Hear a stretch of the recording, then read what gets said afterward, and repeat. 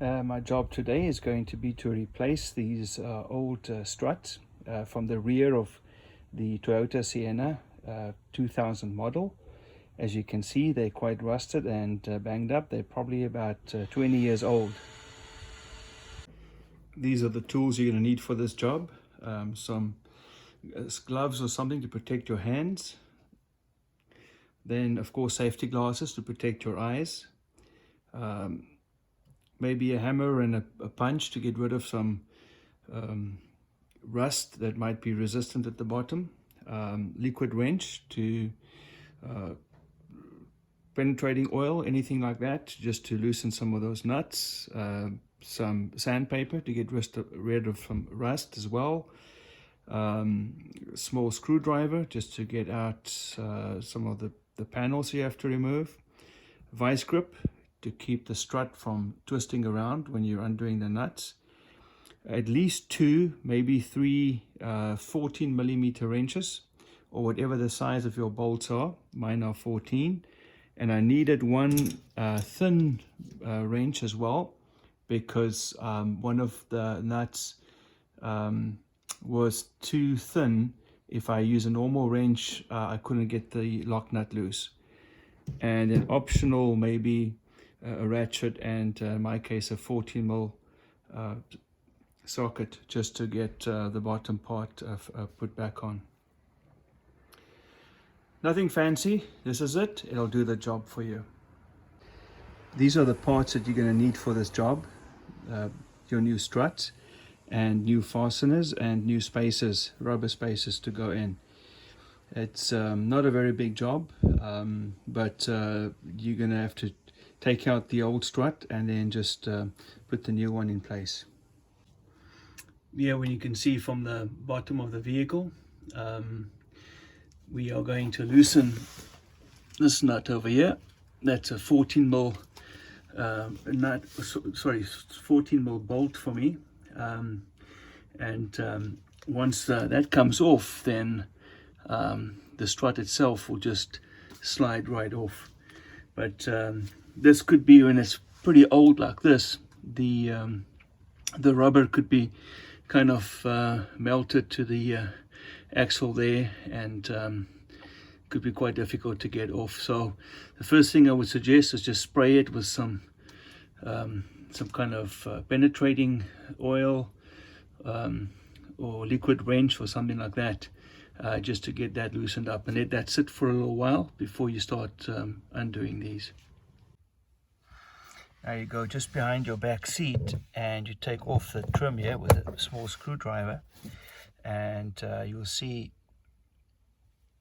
there's the top of your shock right there.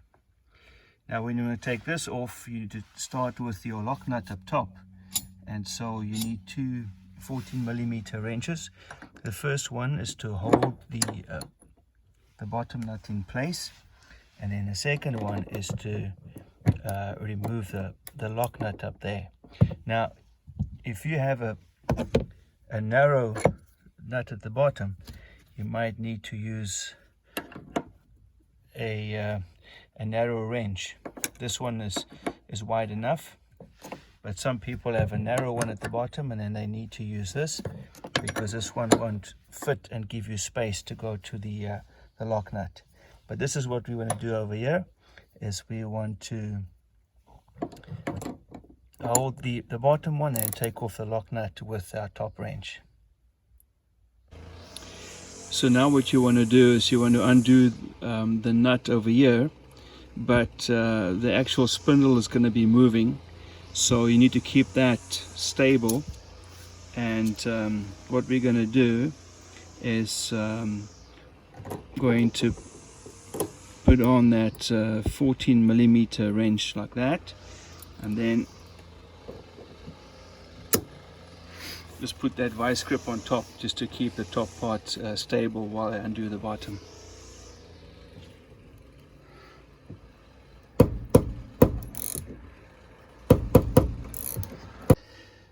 So the difficult part is to get the top off, and what happens is it actually kind of explodes out once you loosen the nut completely, and this mounting hardware just kind of explodes up as the nut is finally open. So what I did is I had a friend just hold the cover so it doesn't shoot out into my face while I undid that, and then as it pops off it just goes inside this this area right here. Maybe there's a better way to do this, but I'm not sure. This is the only way that works for me, is to take this off and then do the bottom, because my struts are pretty old and pretty rusted in place. As you look at this mounting hardware, you see that it looks pretty much done. This vehicle is 20 years old, and these must be the originals that came with it 20 years ago. The next thing you want to do is to remove the 14mm bolt that secures the bottom of the shock. And you need to get it off the spindle over here. And the easiest way that I found is just to wiggle this out. And it comes right off. The next thing you want to do is just take off some of the rust here. You can see some of that is rusted on, and it's best to take that off before you put on the new strut.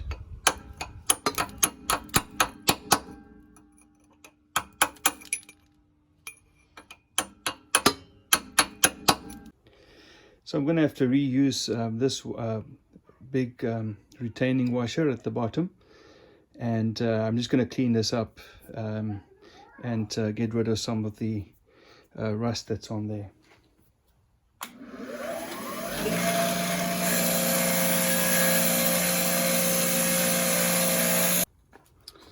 So you'll use this big washer, and this will go in first, and then you have your rubber grommet. The small little protruding area here is going to go up and into the body from the bottom. So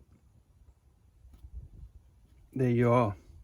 Are you ready to install it in the bottom? And this part here is going to push through from the bottom to the top, and then it gets fixed in the top.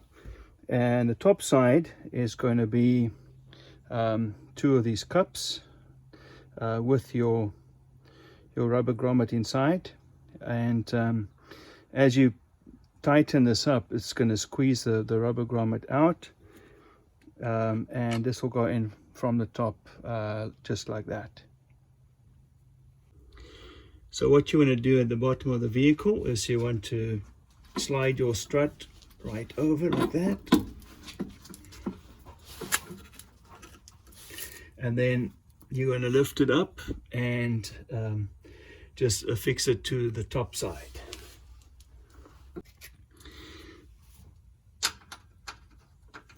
Put your bolt back.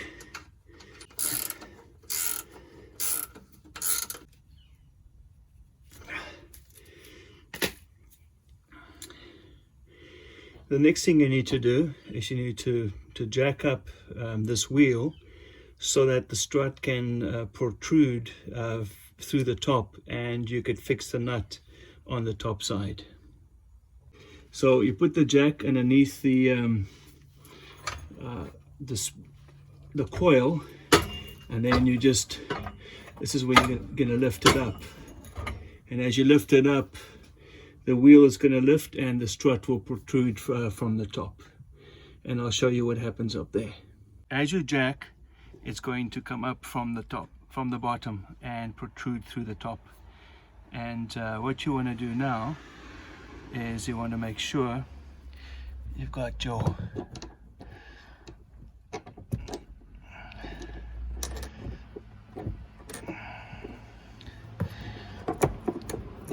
washers and your rubber grommet right on there. Once you got your spacer in, you're going to do up your top nut. Just so lift it a little bit more. There we go. And the top nut is going to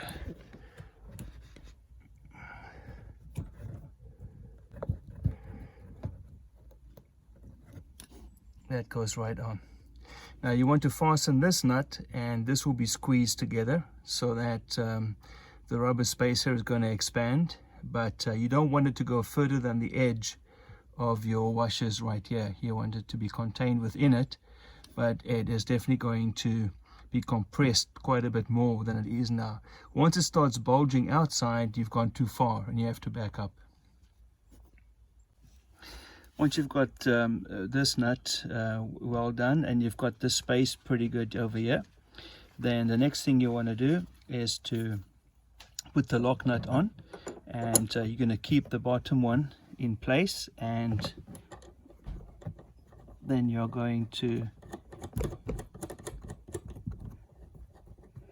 just fasten the top lock nut. And you want to turn this wrench around so that you can able to extract it, and then just fasten that upright like that, and then you're good to go. Job done. Let's put your cover back on and go for a test drive.